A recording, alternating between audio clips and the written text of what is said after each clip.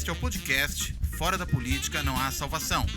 A versão em áudio do canal do YouTube Fora da Política Não Há Salvação, produzido por mim, o cientista político Cláudio Couto. Olá! Este episódio do Fora da Política Não Há Salvação tem como convidada Alqueta Pezzi, que é professora de Administração Pública na EBAP, a Escola Brasileira de Administração Pública e de Empresas da Fundação Getúlio Vargas, no Rio de Janeiro. E a Alqueta, ela é também editora da Revista de Administração Pública, popularmente conhecida entre o pessoal da área como RAP, né, que é a principal publicação brasileira na área de administração pública dentre as publicações acadêmicas. E a Alqueta, além de ser uma estudiosa do tema da administração pública de uma forma geral, se dedica em especial às questões de organização da administração pública, às questões de como ela funciona, da sua efetividade.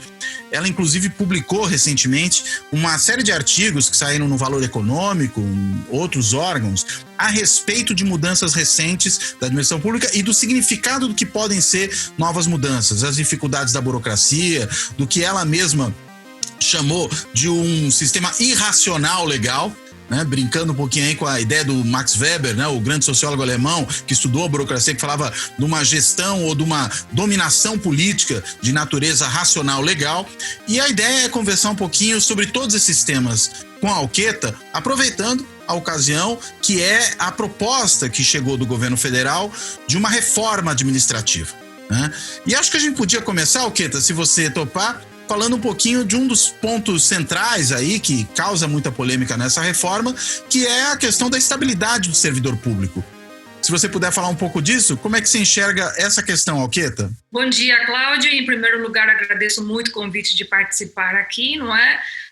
Acho que daqui para frente, né, com a minha apresentação, talvez o nome do seu YouTube, do seu canal vai mudar de Fora de Burocracia Não Há Salvação.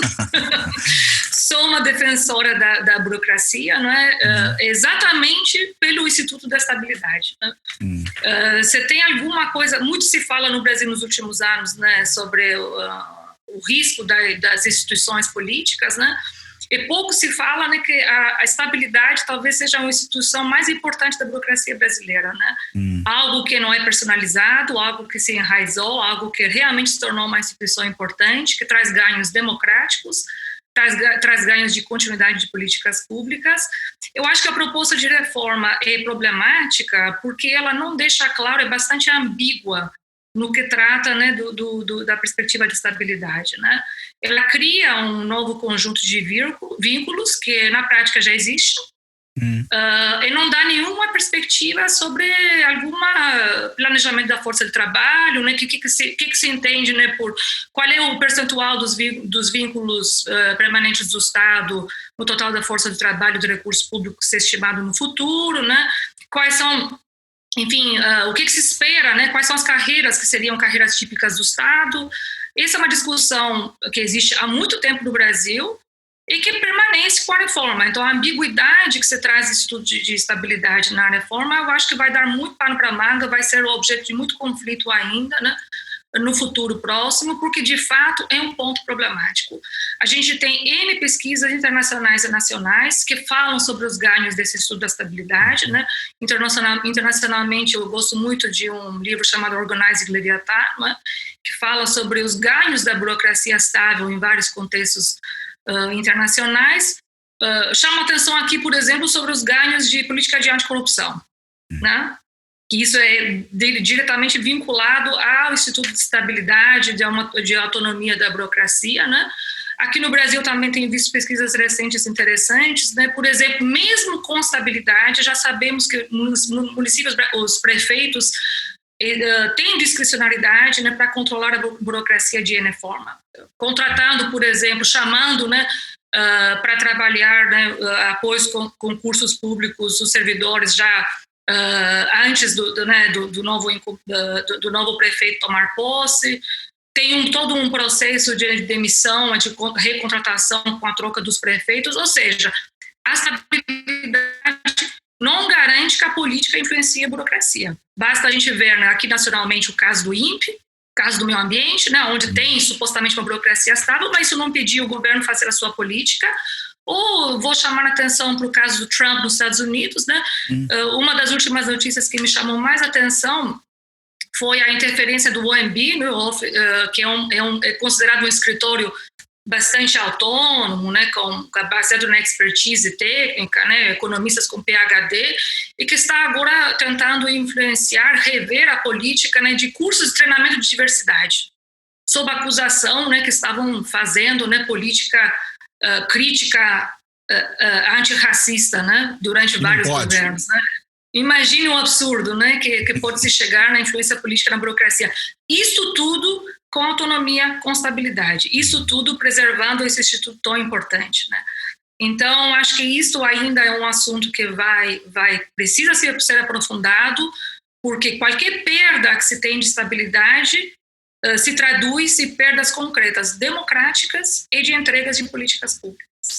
Agora, se a estabilidade é uma coisa tão importante para o bom funcionamento da burocracia pública, por que ela parece que é sempre um dos primeiros temas que toda proposta de reforma traz como um tema a ser rediscutido, né? Por que se é tão contra a estabilidade, sempre que surge uma proposta de reforma, como é que você enxerga isso? Porque, de fato, temos um problema prático. Na prática, é muito difícil o gestor ter autonomia de gestão. Então, na verdade, o gestor, o político, né, na linguagem anglo-saxônica, tem uma diferença muito boa nesses termos. Né? Tem uma coisa é ser um gestor burocrático, outra coisa é o gestor que é politicamente indicado. Né? São dois perfis diferentes de gestor. Particularmente, esse segundo tipo de gestão tem alguma dificuldade, né, encontra alguma dificuldade prática na estabilidade de burocracia para fazer valer as suas prioridades políticas do momento, né? De novo, o caso de ímpar paradigmático do Brasil, porque teve uma resistência, talvez a única resistência concreta que eu tenho visto no Brasil, né, contra uma linha política. Né? O resto, digamos assim, ainda não está muito visível. É diferente, de novo, de outros contextos onde essa autonomia está mais consolidada. Né? Mas o problema é com a gente que precisa combater por que dessa dificuldade. Porque não é isso que eu chamo nos meus artigos, né, do problema do legalismo, né? Onde para de ser racional e vira irracional, né?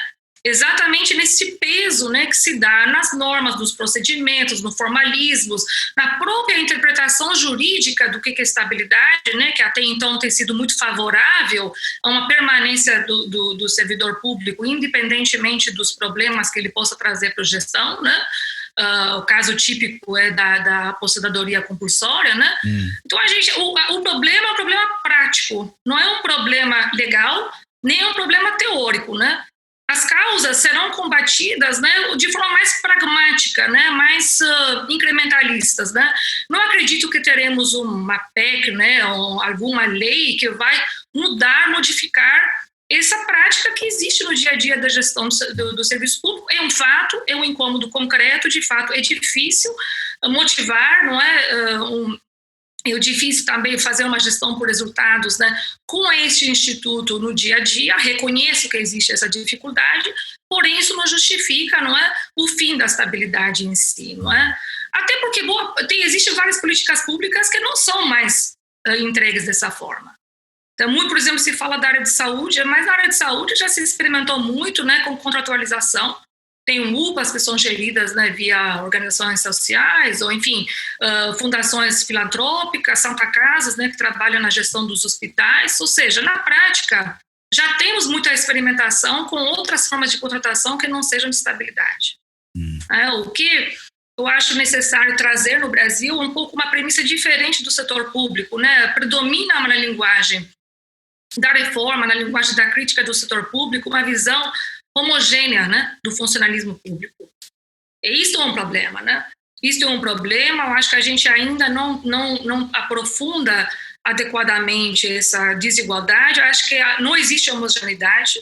O setor público é diverso, não apenas do ponto de vista da perspectiva da desigualdade, que isso é amplamente discutido no Brasil hoje. Uma das expectativas que se tinha com as reformas é que, de certa forma, iam se combater as injustiças que existem dentro do setor público, mas também o funcionalismo público é diferente da perspectiva também da diversidade ideológica. Acho que isso se fala muito pouco, né? Acho que o Bolsonaro foi capaz de fazer uma narrativa que aglutinou várias perspectivas ideológicas, conservadorismo religioso, liberdade econômica, o movimento anticorrupção, todas essas perspectivas estão presentes no funcionalismo público, absolutamente toda. O caso que eu dou, por exemplo, o caso, né, das forças policiais ou forças militares, né, que tem uma coerência ideológica muito forte com o presidente, são funcionários públicos, a gente não pode esquecer isso. Você encontra pessoas que são a favor de políticas mais liberais econômicas dentro do Ministério da Fazenda e outros polos da burocracia, né, que existe no Brasil. E você encontra também conservadorismo religioso, né, inclusive dentro de professores, né, em escolas, etc. Ou seja, a burocracia é diversa, ela, inclusive ideologicamente. Então, por isso que é muito difícil a gente abarcar dentro de um pacote, né, uma coxa de detalhes como a reforma administrativa, a diversidade da burocracia brasileira, né? De novo, chama atenção, estabilidade é um instituto, né? Se você perde a estabilidade, né, eu dos poucos que não é personalizado no Brasil, tenho dificuldade de enxergar a institucionalização em outras esferas da vida política, né, poder judiciário, etc., porque se personalizaram. Então, não tem, na verdade, não tem esse enraizamento da institucionalização que a gente enxerga nesta única dimensão da burocracia brasileira.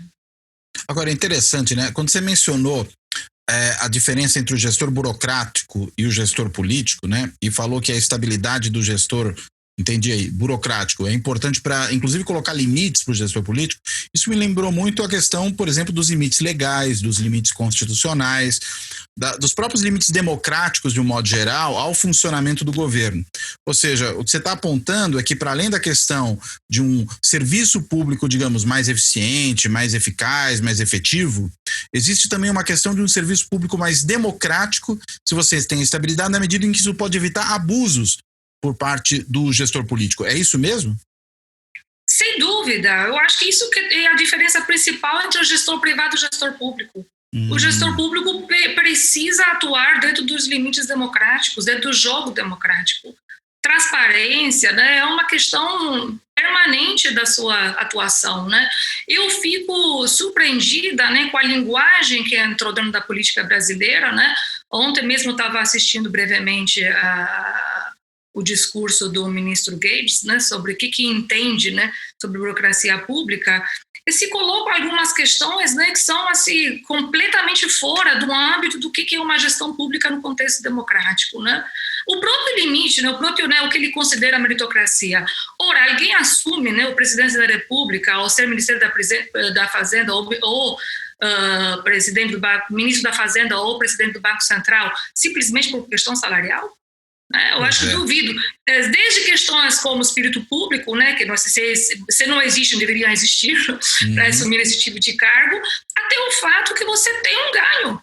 Tem um ganho pós-mandato, né, já basta ver na trajetória das portas giratórias que existem no setor público, né, a possibilidade de ganhos futuros, isso tudo é um cálculo racional que as pessoas fazem, né, você não é em favor do espírito público, é em favor de uma racionalidade que leva, né, na opção, né, É óbvio. Abrir mão de consumo presente em nome de consumo futuro, né? Abrir mão de salário presente assim, em nome de salário futuro, né? Esse discurso, né, que não é meritocrático, é um discurso realmente que não se adequa à realidade brasileira, né? O teto tem uma função simbólica. Afinal, a partir do teto, né, que se atrelam todos os penduricalhos do Brasil. Por causa do teto, né, que existe todo o resto, né? Então, se você tirar a função simbólica desse teto constitucional, você abre espaço para mais abusos. E uma das casos, se a reforma tem alguma popularidade, ela tem alguma atração, a gente não pode negar isso, ele existe exatamente nas injustiças, inclusive dentro do funcionalismo público. Tenho certeza que 95% da base do funcionalismo público não se enxerga, né, nos penduricalhos, não se enxerga nesses salários altos, não se enxerga nessa elite do funcionalismo público. E próprios eles, aliás, votaram no Bolsonaro, né? Tem uma parcela considerável que votou no Bolsonaro. Então enxerga injustiças nesse sistema que se criou no Brasil, que é irracional, porém legal. E por isso que sempre faz esse trocadilho, né? Explica um pouquinho esse trocadilho, porque é bem interessante essa ideia, né? Não, eu estou dizendo que é um sistema, né, completamente irracional do ponto de vista administrativo, mas perfeitamente legal. Tudo é feito dentro da legalidade. Tudo é feito absolutamente, né, não tem nada ilegal nesses desvios, nessas injustiças, nessas desigualdades que a gente observa dentro do setor público brasileiro, mas tem um grau enorme de imoralidade que, inclusive, levaram, né, boa parte desse funcionalismo a apoiar o governo que nós temos hoje, né? Que é uma coisa interessante, essa imoralidade é um ponto que, por exemplo, o Conrado Ubner Mendes tem frequentemente apontado, né, nos artigos dele, nas colunas na Folha, quando ele se refere especificamente aí à área jurídica, né? Que você tem uma série de prebendas, você tem salários exorbitantes que furam o teto salarial do funcionalismo, uma série de penduricalhos, enfim, e que seria uma corrupção institucional. Não se trata da corrupção do indivíduo, né, que ele possa ser, inclusive, imputado por isso, mas se trata de uma corrupção institucional. Agora, não me parece que esse é um problema só do Judiciário e do Ministério Público, né? Acho que isso pode estar presente também em outras áreas. E aí é que causa, no mínimo, espécie essa fala do ministro Guedes, quando ele diz que o salário é baixo no topo da carreira do funcionalismo. Quando ele diz isso, eu falei, bem, então onde ele está vendo o problema? É a merendeira? Né? Ela que está ganhando demais? É o policial? Né? Quem é que está ganhando demais? Né? Não é o juiz que fura o teto, não é o procurador, não é o analista da fazenda, ou seja, onde é que estão os reais problemas? Né? Me parece que, como você apontou bem, existe inclusive uma percepção equivocada, né, de por que as pessoas vão atuar na área pública, tanto por conta dessa racionalidade de ganhos futuros na porta giratória, como em função de que atuar na área pública, além da estabilidade, que é necessária para você ter um bom funcionamento da gestão, ela também é uma vantagem, evidentemente, que o funcionário tem, então ele tem esse ponto a mais, mas tem uma questão de espírito público, né? Ou seja, você tem uma realização profissional de atuar na sua profissão específica, e no caso, como servidor público, que não decorre só, embora é claro que isso não é desimportante, mas não decorre só do salário. Então não é ficar milionário no serviço público que vai te fazer querer trabalhar ali, mas é poder também fazer um trabalho que te dê satisfação, né? Sem dúvida. Agora, vejamos que eu acho que nesse ponto, acho que a reforma tem alguns diagnósticos corretos. Por exemplo, de fato, é um desvio irracional o número de carreiras que existem apenas no nível federal no Brasil, acima de 300. É um desvio mais irracional ainda se a gente considera que muitas desses cargos e carreiras coexistem muitas vezes dentro da mesma organização.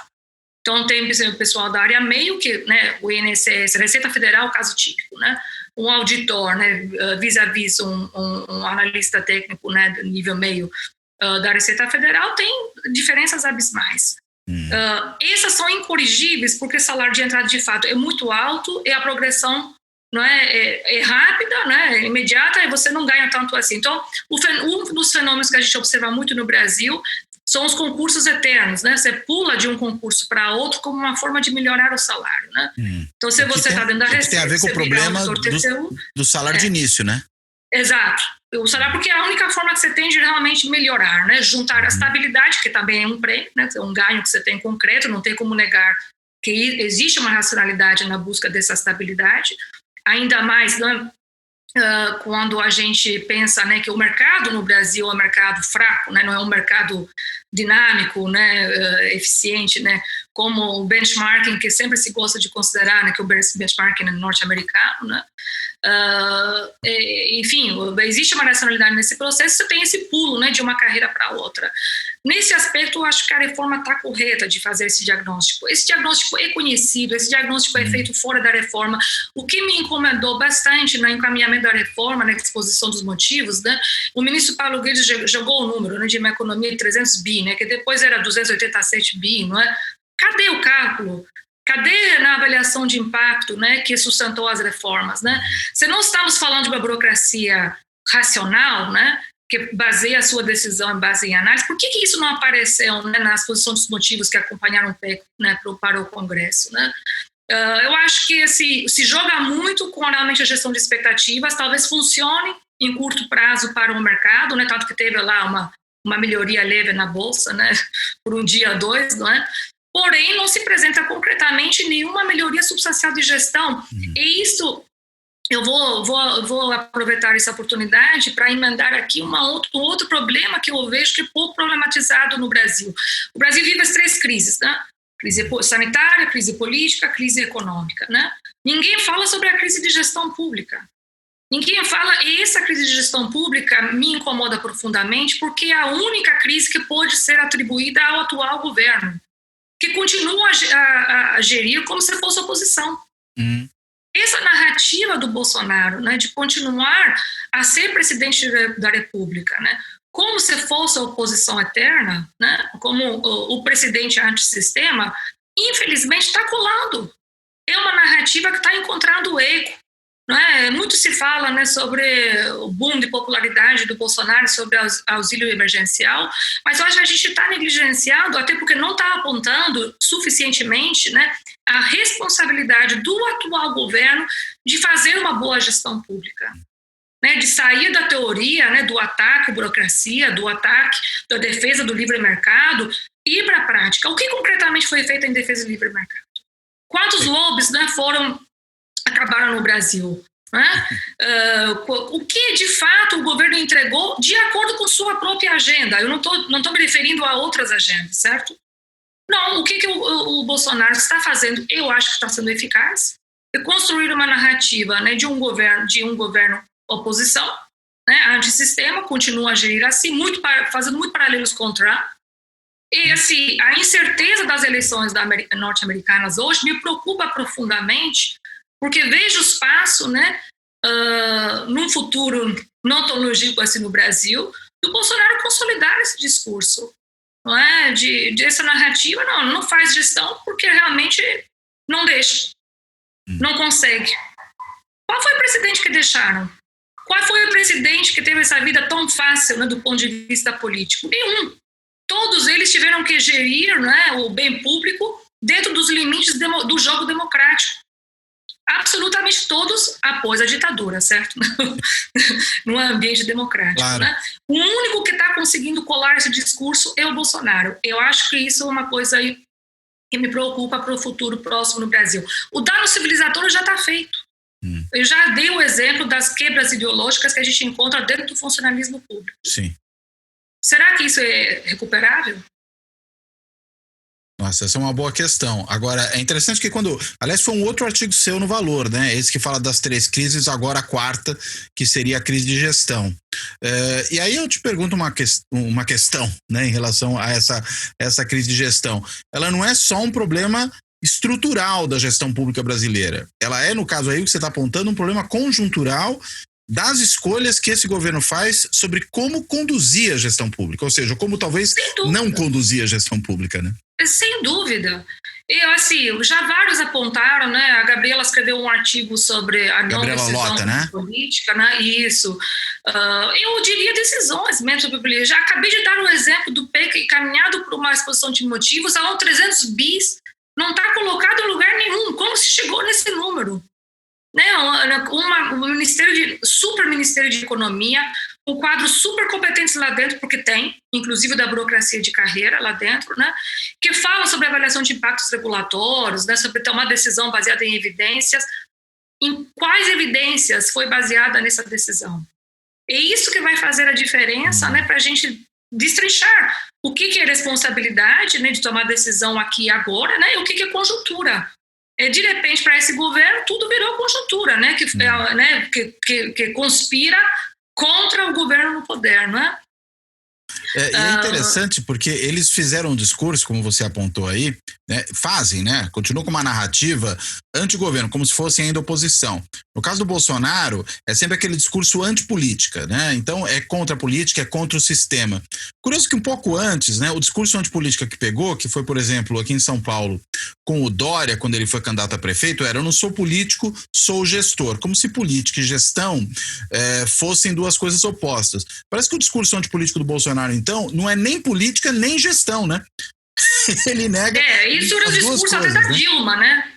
Um discurso antigo, né? Que vem se repaginando no Brasil, né? Lembra? A Dilma também tinha, sou política, sou técnica, né? Exato, né? Há muito tempo, você tem razão, né, o título do seu canal é muito feliz, não é? Porque fora da política não há salvação mesmo, né? E fora do jogo político, num contexto, não é sobre qualquer política. Esse é um discurso que se repagina, se reconfigura há muito tempo no Brasil, né?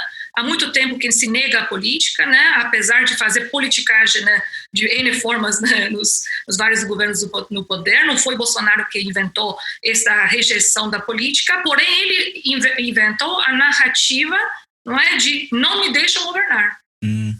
Não, estou impossibilidade de governar, né?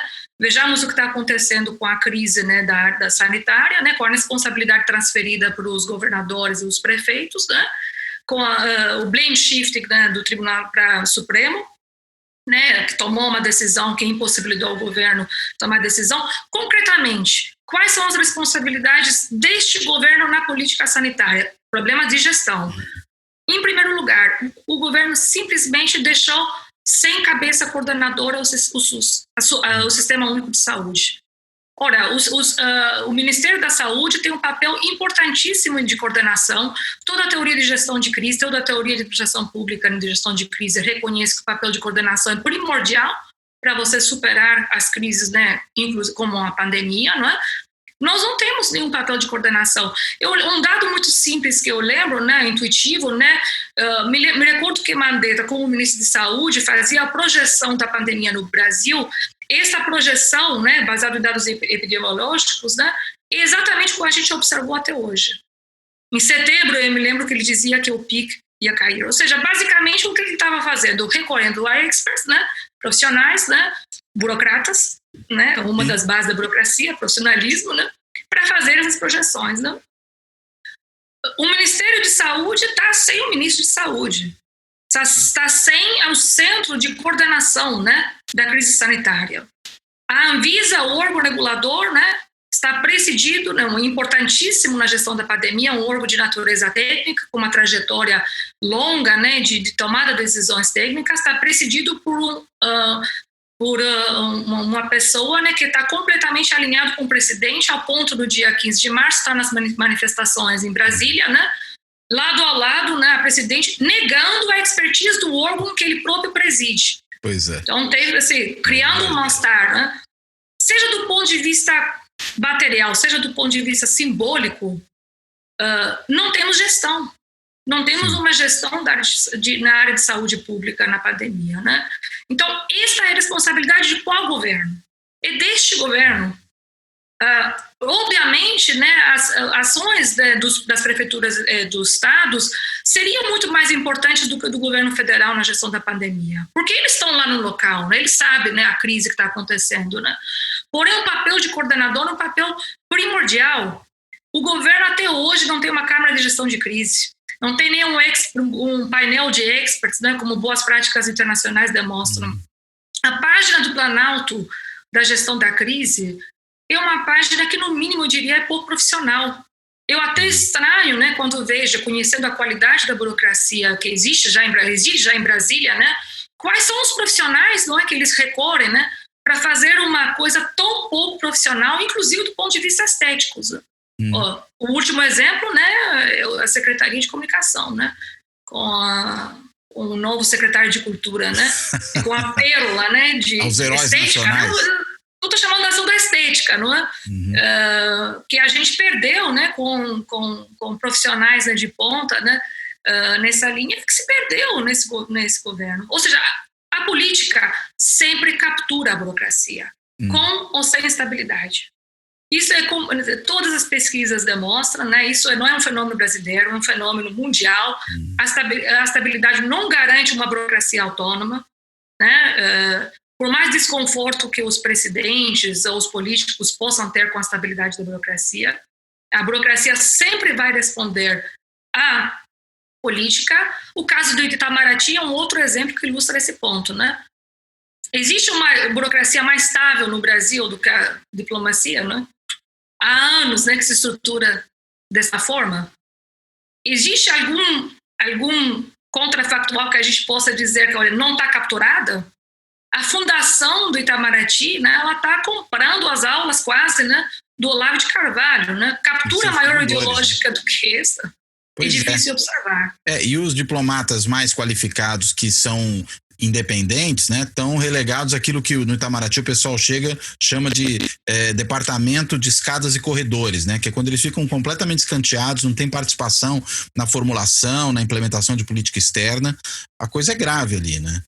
Agora, é interessante que se aponta, né, esse governo é um governo que tem tido uma relação, no mínimo, difícil, digamos assim, para não dizer outra coisa, com os setores da burocracia mais consolidados que desempenham seu papel. Então, estou pensando aqui, por exemplo, o pessoal do IBAMA, né, que vai lá, fiscaliza, faz o que tem que fazer, o que a lei manda. Essa é uma questão importante, né? A lei manda o fiscal do IBAMA fiscalizar e punir, e botar fogo na máquina que está lá no meio da mata, né? E, na realidade, o governo vai contra isso. Se reúne com garimpeiro legal, se reúne com desmatador, né? O próprio ministro do Meio Ambiente faz isso. Estou dando exemplo do Meio Ambiente. A relação do presidente com o INPE, né? A relação do governo, no caso do Ministério da Educação, agora deu uma acalmada, mas sobretudo na gestão do ministro anterior, o Weintraub, né? Com as universidades.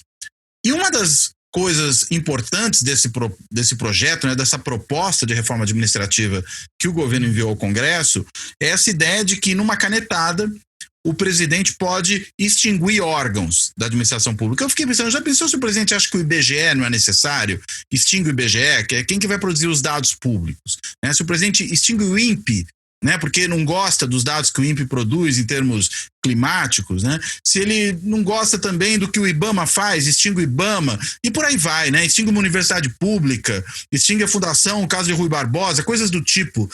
Como é que se enxerga essa parte da proposta especificamente? Eu particularmente vejo aí talvez uma das coisas mais aberrantes dessa reforma. Até acho que pode ser um bode, que não tem chance de prosperar no Congresso, mas me parece, assim, assustador que o governo tenha a coragem de propor algo assim, ainda mais com um presidente tão autoritário e tão voluntarista como é o caso do Bolsonaro. Cláudio, o problema reside exatamente nesse último ponto. Também vejo com total fracasso nesse ponto da reforma. Eu acho que o Congresso não vai delegar essa autoridade ao atual presidente, até porque ele se mostrou inapto para a gestão pública, não é? De fato, eu acho que é uma delegação de uma autoridade nas mãos de um presidente muito ampla, né, para o Congresso subscrever, né?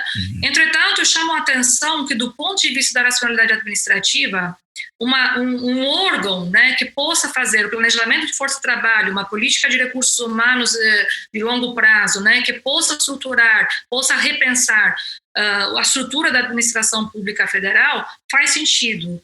Um dos problemas, né, do atual estágio que a gente encontra, essa proliferação de carreiras, essa nebulosidade do ponto de vista das funções de várias organizações públicas, do ponto de vista do ciclo de políticas públicas, etc., decorre exatamente do fato que hoje o processo é demasiadamente descentralizado e, de novo, legalista, né? Prima pela profusão de leis, né, de criação de órgãos, carreiras, ou extinção de carreiras, incorporação em outras lei de criação. Me lembro, por exemplo, o caso de uma das agências regulatórias, a ANTT, né, a lei de criação, etc., né?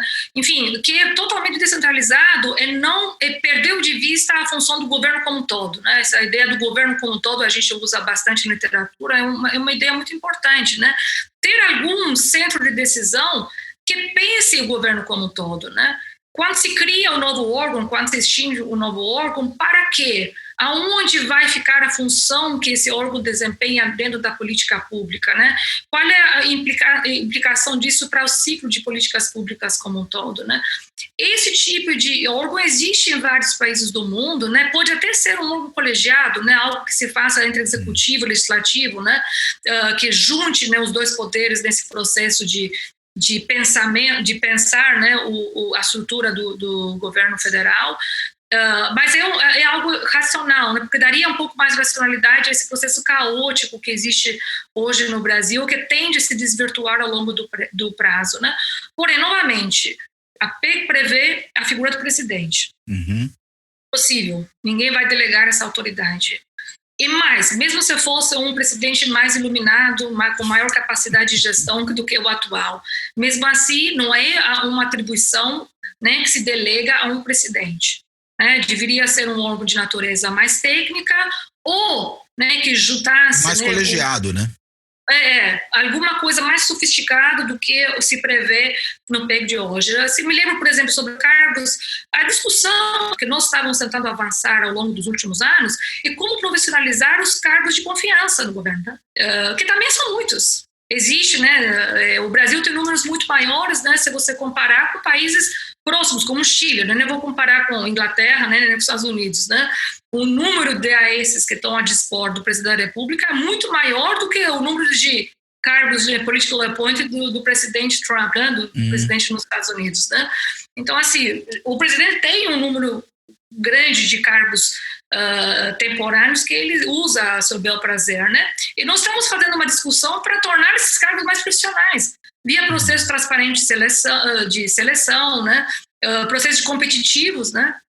De escolha. O governo até falou algo desse tipo lá em 2019, né, no início, né, que ia tentar aprimorar esse processo de nomeação dos cargos de confiança. Cadê esse projeto, né?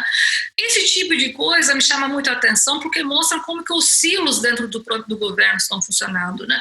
Ora, os silos não são algo, né, que são invenção do governo Bolsonaro, né? Ou seja, existe essa turf war, né, guerra, né, intragovernamental é muito forte e também influencia bastante o ciclo de políticas públicas, né? Mas era esperado com a criação do super Ministério de Economia, né, porque você poderia trabalhar né, de forma mais eficiente essa integração, né, intragovernamental, né? Algo que também não se observou. E isso que me decepciona mais, não é? Nessa ala tecnocrata, né, do governo Bolsonaro, né? Se podemos chamar assim a ala do Guedes, né? Embora, né, discordo dessa avaliação, mas suponhamos, né, que seja uma verdade, né? Que não enxerguei até agora nenhum movimento que pudesse trazer maior racionalidade às políticas públicas que estão sob a alçada desse ministério também, né? Parece que alguns dos nossos economistas são muito preocupados com a questão do ajuste fiscal, mas eles ignoram a importância que a própria gestão pode ter para contribuir nessa direção, né? Tornando o governo mais eficiente, fazendo com que as políticas públicas tenham resultados mais reais, né? Mais efetivos. Parece que os economistas só pensam muitas vezes na questão de ou de receita ou de despesa, no sentido ou da tesoura ou do aumento de arrecadação, né? E a questão de como funciona a administração? Aí realmente cabe a eles acreditar nos 300 bis que o ministro Guedes jogou ganho com a reforma. Que é um chute, ainda, né? Quero ver para crer, não? Não, é um chute. Como foi o chute do 1 trilhão que ele falou que conseguiria com privatizações, e até os seus secretários vinculados a essa área de privatizações já até deixaram o governo porque viram que nada acontecerá, né? Exatamente, gerou um descrédito dentro da própria ala, né, do Ministério do Super Ministério de Economia, não é? Eu acho que também não se enxerga muito a gestão pública, porque a gestão pública é pragmática, né? Ela é incrementalista, não é? Ela não faz milagres de dia para a noite, né? Aliás, assim, nós sabemos, né, que toda a reforma parecida com a reforma atual, ela tende a fracassar. Se você pegar o pacote da reforma, né, pela própria natureza dos objetivos ambíguos que ela se propõe, né? Tira a estabilidade, mas dá maior eficiência, né? Torna mais democrático, né? Menos influenciável a política, não é? Ou seja, busca ajuste fiscal, mas é para a próxima geração dos servidores públicos, né? Não combate o judiciário, não combate as elites, já é ambígua, né? Já o pacote em si é ambíguo, então ele tende a fracassar, né? Ao longo do tempo, né? Então, nós sabemos que isso tudo acontece com a reforma administrativa. Qualquer pacote abrangente de reforma administrativa, né? Tem um texto clássico, né, de Marshall Cohen, que eu adoro, de 1988, né?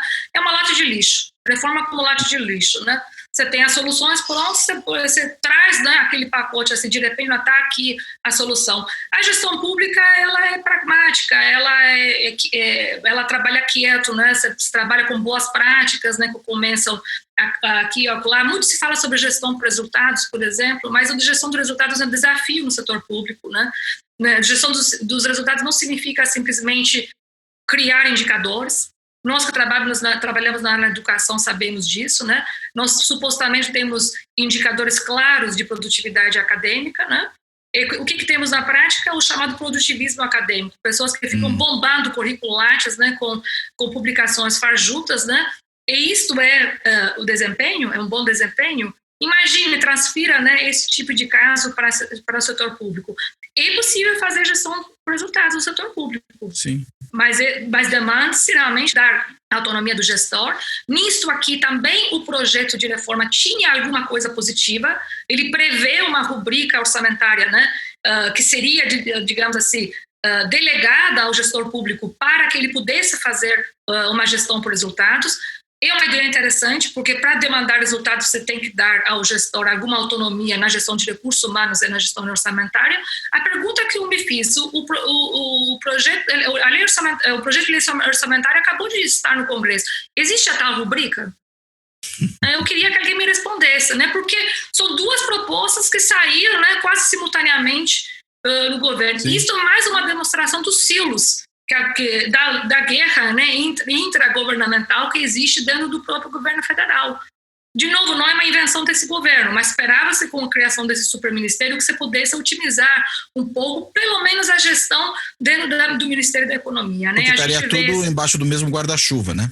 Exato. Então eu não vi essa rubrica, né? Existe de fato essa delegação. O que a gente viu é que o INPE perdeu verba de pesquisa, mais uma forma de influência política na burocracia, né? Sem acabar com a estabilidade. Sim. Sem acabar com a estabilidade. Mas acabando com o órgão, de certa maneira, né? Você vai inviabilizando que o órgão cumpra a função para a qual ele foi criado, né? Pois é. Mas com um objetivo claro, né? Você tem uma coisa que ficou muito clara naquela reunião interministerial de abril, né? É que você tem alguém que tem uma agenda claríssima, é o ministro Salles da área ambiental. Sim, né? De passar a boiada. Exato. Então, assim, o que me espanta é isso.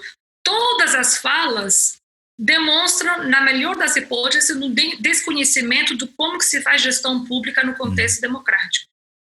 Não é? A transparência, a prestação de contas, né? Dados acessíveis, né? Tudo, né, aberto para escrutínio do público, né? São questões que passam ao lado, né, deste governo. Né? Então, na melhor das hipóteses, o desconhecimento, o que significa gerir o bem público, é completamente diferente da gestão privada, e, na pior das hipóteses, uma má-fé. Né? É um projeto deliberado de destruição das instituições que funcionam no Brasil. Né? Que eu acho que é talvez a marca desse governo, né? É um governo de destruição de políticas públicas que estão há muito tempo aí, que levaram gerações, muitas vezes, para serem construídas, né? E é uma destruição também das instituições, das organizações governamentais responsáveis por levá-las adiante, né? É um processo de terra arrasada. E aí, realmente, você não precisa se preocupar com gestão, você não precisa se preocupar com política, basta você ir desmontando as coisas, né? O que pode gerar um prejuízo para o país brutal, né? Cláudio, mas a pergunta que eu me faço, estou tentando expandir nas minhas pesquisas, qual é a atração deste governo? Por que ele ainda é tão atrativo, né? Não apenas dentro da população brasileira, mas dentro do próprio funcionalismo público? E isso é uma questão, né? Uma quebra-cabeça muito importante. E é atrativo dentro do funcionalismo? Ainda é. Olha, quantos policiais temos como candidatos? Ah, sim. Né? São parceiros, é funcionalismo público na mesma. Não, é verdade. É que aí eu acho que tem uma particularidade, né, também. No caso dos policiais. Quantos burocratas temos que apoiam a agenda do ministro Guedes? Uhum. De novo, assim, tem burocratas de ótima qualidade que apoiam essa agenda. A gente tem que se perguntar por quê. Assim, eu dou o exemplo da Bolsa Família. Bolsa Família é uma política sobre uma perspectiva de alguém, né, que cresceu com os valores europeus, pífia do ponto de vista de segurança social, né? É um programa, né? Um programa que dava R$80 por mês com boas condicionalidades, né? Ótimas condicionalidades, né? Na área de educação e de saúde, mas do ponto de vista da seguridade social, não dá para dizer que é uma política, né? Que levou o Brasil para um estado de bem-estar social, né? Longe disso. Segurança, né? Alguma coisa assim, né? O que foi o mérito? Acho que isso é uma coisa que se negligencia nas análises de Bolsa Família, né? O mérito do governo Lula foi dar roupagem a uma política institucionalizada de assistência social, pela primeira vez no Brasil. E como que a gente enxerga isso como estudioso de administração pública?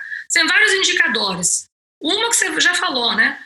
Avaliação de política pública. O Ministério do Desenvolvimento já criou um órgão responsável por avaliar sistematicamente, monitorar e avaliar sistematicamente os resultados da Bolsa Família. Isso é muito importante, porque isso dá visibilidade, institucionaliza uma política, né? Por a criação de elos, né, intergovernamentais, de uma política estruturada que relaciona governo federal, estadual, municipal, lá na ponta, né? Por a construção de cadastro, pelo aperfeiçoamento, né, do cadastro único como instrumento interessante de gestão. Tudo isso você coloca no conjunto, deram musculatura à política de assistência social, que até então era inexistente no Brasil. Então, para mim, Bolsa Família é mais importante por dar musculatura a essa política de assistência social do que propriamente pelo que ela representa do ponto de vista do ideal de um estado de bem-estar social. Qual é o outro problema? Eu acho que é uma disfuncionalidade muito importante que a gente tem que apontar no serviço público brasileiro, né? Basicamente, o monitoramento das pessoas que tinham cadastro no Bolsa Família é quase cada 2 meses. O custo que se gasta no Brasil com controle, monitoramento, administração, do que comparativamente com a entrega, é enorme. As carreiras bem pagas no Brasil são carreiras de controle, são carreiras, né, de áreas meios, né? Isso é impressionante, né? O Brasil, talvez por essa questão cultural, né, dessa falta de capital social, de uma desconfiança generalizada, talvez muito consolidada pelo Lava Jato, né, pela ideia, né, que existe uma corrupção generalizada no setor público. E que é o maior mal do país, né? Exato. Se resolver isso, tudo se resolve. Exato. Então, bombou essas áreas, né, de controle, de monitoramento, que tem custo. Sai muito caro ao país, não é? Em detrimento da entrega, em detrimento do funcionário que está lá na ponta, em detrimento de quem... Eu não conheço nenhum país do mundo que dá um benefício merreca de R$80 por mês e pede para a pessoa comprovar que é miserável, não é pobre, cada 2 meses. Sim. O preço que a gente paga, o preço administrativo da falta de confiança é muito alto. É maior do que seria a corrupção, isso, né? Nós não mensuramos isso. Sim. Naturalizou-se, né, dentro da própria burocracia, que isso é normal, né? Naturalizou-se que este é um custo país. Para isso é parte do custo Brasil. Claro. Parte do custo Brasil está nesse aparelho de gestão pública que se criou, não é? Para lidar com algo que é periférico, né? Em várias políticas que você compara com a Europa. Imagina, seguro de desemprego. Dura 1 ano, 2 anos, a pessoa é obrigada a fazer um curso ou outro. Quem está questionando isso? Isso é papel do Estado do bem-estar social, né? Você ofertar condições dignas de vida, né? E ela vem a Veja, né, faz aquela capa vergonhosa, né? A pessoa vicia em R$80. Do remédio, né? A capa da Veja do remédio. Agora é 600, né? É o fim da Agora virou 600. Agora é viciante. Agora mesmo que, né? Tem um moralismo, né? Que estava presente também quando o Bolsa Família foi criado, né? Dizendo que era um puro assistencialismo, que isso era o fim da picada. Aquela velha frase, né? De que não se ensina a pescar e se dá o peixe. Toda essa bobageira, né? E a gente continua, né? Na verdade, com esse discurso. O problema não é se... coexiste com subsídios bilionários, né, a vários setores industriais do país, não é? Que levaram, inclusive, uma acelerada desindustrialização do país ao longo dos últimos anos, né? Tudo é aceito, né, como parte de um jogo, né? Sim. São disfunções. Essas são disfunções que têm que ser combatidas, né, têm que ser redimensionadas. Eu gostaria de ver mais análise de custo-benefício, né,